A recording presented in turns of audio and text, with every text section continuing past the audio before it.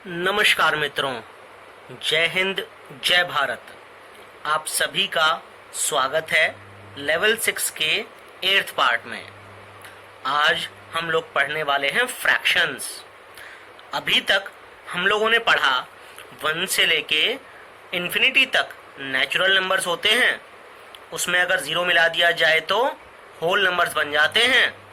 और अगर मैं माइनस वाले इंटीजर्स को भी मिला दूं, पूरे के पूरे माइनस इन्फिनिटी से लेके प्लस इन्फिनिटी तक, तो सबको इंटीजर्स कहा जाता है।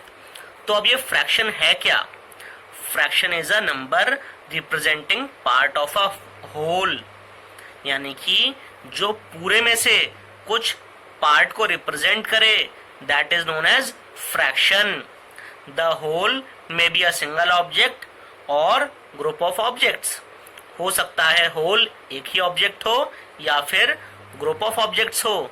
जैसे आप बोलते हैं अपने घर पे कि मम्मी मुझे आज 2.5 रोटी खानी है। 2.5 मतलब 2 और आधी, तो आपकी 2 जो हो गई वो तो कंप्लीट हो गई और आधी आपकी फ्रैक्शन हो गई एक तरीके से। और कभी आप बोलते हैं मम्मी मैं केवल आधी टॉफी खाऊंगा या आधी चॉकलेट खाऊंगा, तो होल का आधा हो गया वो आधा। चलिए इसी के साथ आगे शुरू करते हैं। अगर मान लीजिए आप चॉकलेट लेकर आते हैं और उसमें 12 छोटे पीसेज हैं और आप उसमें से 7 खा लेते हैं, तो आपने 12 में से 7 खा लिए, तो ऊपर वाले डिजिट को या ऊपर वाले नंबर को हम बोलते हैं न्यूमरेटर और नीचे वाले नंबर को हम बोलते हैं डिनोमिनेटर। जैसे कि आप इंटीजर्स को नंबर लाइन पे रिप्रेजेंट कर सकते हैं, वैसे ही फ्रैक्शन को भी आप नंबर लाइन पे रिप्रेजेंट कर सकते हैं। आइए देखते हैं कैसे। इंटीजर्स को हम लोग रिप्रेजेंट करना कैसे सीखा था। हमने सीखा था, एक स्ट्रेट लाइन बनाई थी जिसमें नंबरिंग की थी 0 1 2 3 4 5, जहां तक हमें रिक्वायरमेंट है वहां तक। और अगर नेगेटिव चाहिए तो 0 के लेफ्ट साइड में आता है नेगेटिव इंटीजर्स। चलिए अब देखते हैं, अगर आपकी कोई भी फ्रैक्शन 1 से कम है, यानी कि मैं एक एग्जांपल ले लेता हूं उससे अच्छा। ये एक तरबूजा है, दिख रहा है तरबूजा। अगर मैं बोलूं इसका हाफ यानी इसका आधा, ये आधा तरबूजा हो गया और राइट साइड हैंड में मेरे आधा और हो गया। तो अब क्या कोई सा भी आधा 1 से कम होगा या 1 से ज्यादा होगा? 1 से कम ही होने वाला है। ऐसे जो भी फ्रैक्शन 1 से कम होते हैं उन्हें प्रॉपर फ्रैक्शंस कहा जाता है। उस केस में न्यूमरेटर यानी ऊपर वाला नंबर डिनोमिनेटर से छोटा होता है, क्योंकि ये वैल्यू हाफ जो है वो 1 से कम है और 0 से ज्यादा है। तो ये कहाँ लाई करेगी? ये लाई करेगी 0 और 1 के बीच में। और कहाँ पर? बिल्कुल बीचों बीच, क्योंकि ये एग्जैक्टली आधा तरबूजा है, इसलिए हाफ यहाँ पे रिप्रेजेंट होगा। अब क्योंकि मेरे को 1 से लेके और आगे तक की नंबर लाइन की रिक्वायरमेंट नहीं है, तो मैं एक काम और कर सकता हूँ। मैं केवल 0 से लेके 1 तक की जो नंबर लाइन है इसको लंबा करके शो कर सकता हूं। बताता हूं कैसे। देखिए, आप एक स्ट्रेट लाइन खींच दीजिए। यहां पर मार्क करता हूं मैं 0, यहां पे छोटे छोटे मार्क कर लेता हूं और यहां पे कर देता हूं 1।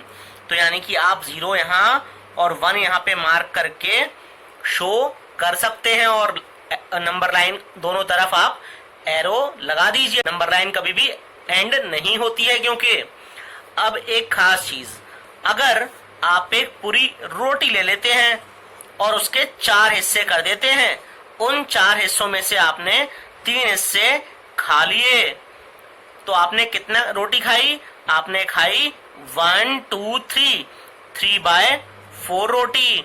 वो नंबर लाइन पे कहाँ रिप्रेजेंट होगी?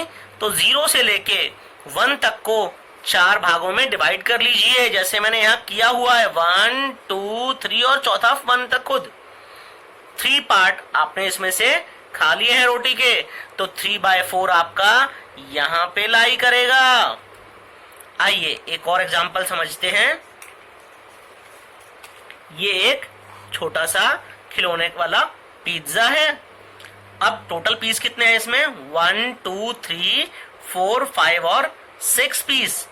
अब अगर मैं कहूं ये पूरा का पूरा है तो एक, लेकिन इसके 6 पीसेज हैं। अगर कहा जाए कि मुझे 2 पीस खाने हैं, तो यानी कि आप ये 2 पीस निकाल कर आप खा सकते हैं। आपने कितने खाए? आपने खाए 2 डिवाइडेड बाय टोटल कितने थे? 6। तो आपने खाए 2/6। ये आपका 2/6 भी प्रॉपर फ्रैक्शन है और वो 1 से कम है, क्योंकि अगर आप पूरा एक पिज्जा खाते तो कितने पीस खाते? आप खाते पूरे 6 पीसेज। आपने केवल 2 पीस खाए 6 में से, तो वो 1 से कम है, इसलिए ये है प्रॉपर फ्रैक्शन। आइए इसको अब सीखते हैं नंबर लाइन पे कैसे रिप्रेजेंट करेंगे। आपने पिज्जा खाए हैं 2 पीस, टोटल 6 पीस में से, तो रिप्रेजेंट कैसे करेंगे आइए देखते हैं। सबसे पहले एक स्ट्रेट लाइन खींच लीजिए, वहां पर एक पॉइंट मार्क कर लीजिए जो कि 0 को दर्शाएगा, और एक पॉइंट 1 मार्क कर लीजिए। आपको जो ये डिस्टेंस है 0 से लेके 1 तक, आपको उसको 6 भागों में बराबर बराबर बांट देना है। अब आपने खाया है 2/6, तो 1 यहां से 1/6 और ये 2/6। ऐसा क्यों हुआ? क्योंकि 0 से लेके 1 तक का आपने 6 हिस्सों में डिस्टेंस को डिवाइड कर दिया था, 1 2 3 4 5 6, और आपने कितने कंज्यूम किया था? 2। तो यानी कि 0 1 2, तो 2/6 यहां पे लाई करेगा। इस टाइप से नंबर लाइन पे हम कोई भी फ्रैक्शन को रिप्रेजेंट करते हैं। दूसरी चीज आती है इम्प्रॉपर और मिक्स्ड फ्रैक्शन। अब ऐसी भी कभी फ्रैक्शन आती है जिसमें कि न्यूमरेटर डिनोमिनेटर से बड़ा होता है। उस केस में फ्रैक्शन 1 से ज्यादा बड़ी आती है, और वैसी फ्रैक्शन को हम इम्प्रॉपर फ्रैक्शन कहते हैं। जैसे 5/4, 5/2, 3/2, 4/3, 7/5। इन सब केसेस में न्यूमरेटर की वैल्यू डिनोमिनेटर से ज्यादा है। आइए इसका एक एग्जाम्पल ले लेते हैं। मान लेते हैं आप 4 फ्रेंड्स एक जगह पे बैठे हुए हैं और आपके पास 5 एप्पल्स हैं। आपको बराबर बराबर उन एप्पल्स को खाना है। तो क्या कर सकते हैं आप? सारे एप्पल्स को, पहला जो एप्पल होगा उसमें से 4 पीस करिए, दूसरे एप्पल में से उसमें से भी 4 पीस करिए, तीसरे एप्पल में से उसमें से भी 4 पीस करिए, चौथे एप्पल में से उसमें से भी 4 पीस करिए, और 5वें एप्पल में से उसके भी 4 पीस कर दीजिए।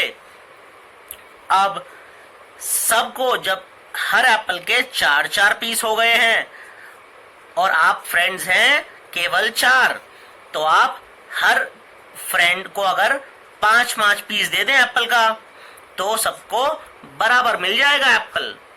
तो हर किसी के हिस्से में कितना आएगा? हर किसी के हिस्से में आएगा 5/4। और इस टाइप की फ्रैक्शंस को हम बोलते हैं इम्प्रॉपर फ्रैक्शन।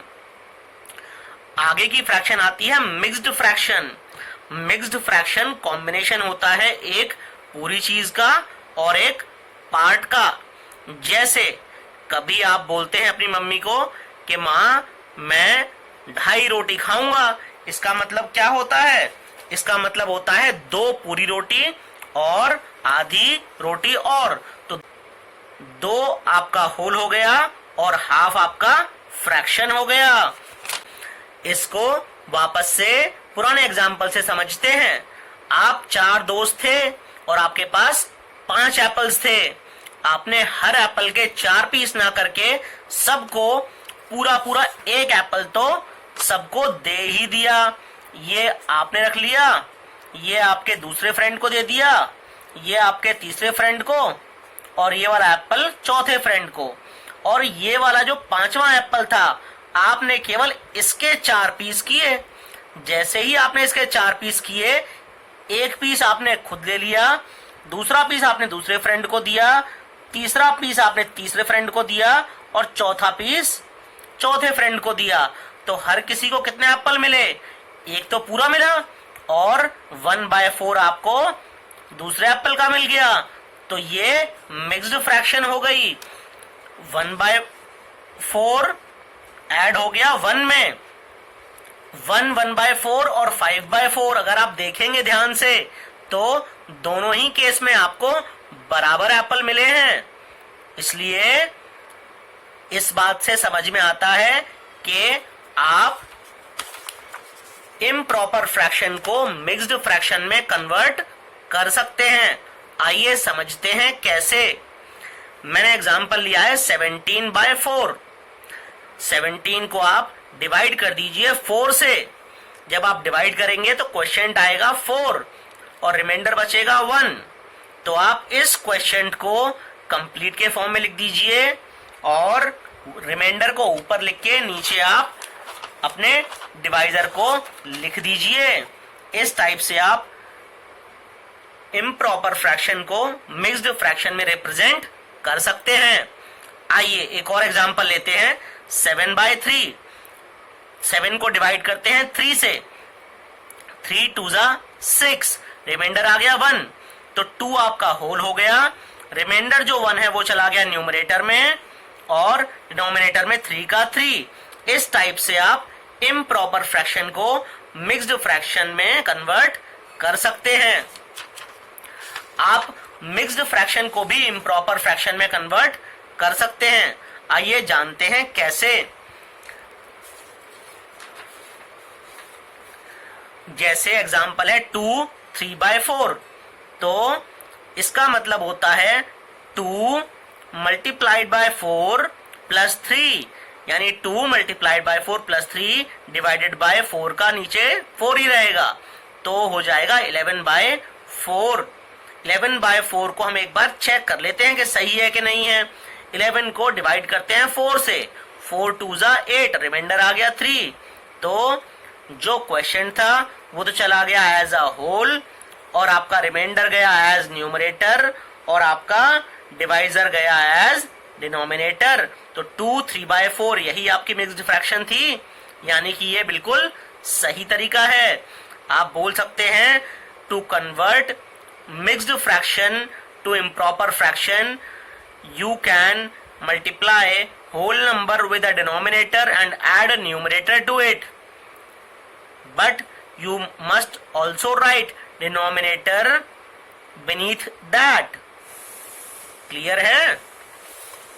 आज के लिए बस इतना ही। जय हिंद, जय भारत।